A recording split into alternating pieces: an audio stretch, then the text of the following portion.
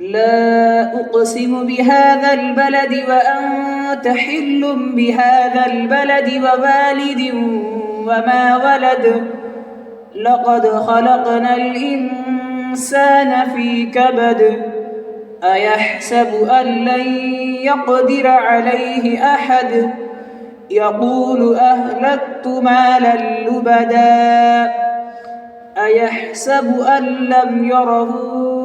أحد ألم نجعل له عينين ولسانا وشفتين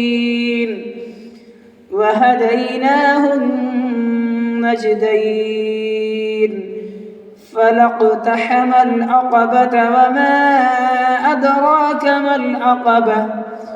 فك رقبة أو إطعام في يوم ذي مسغبة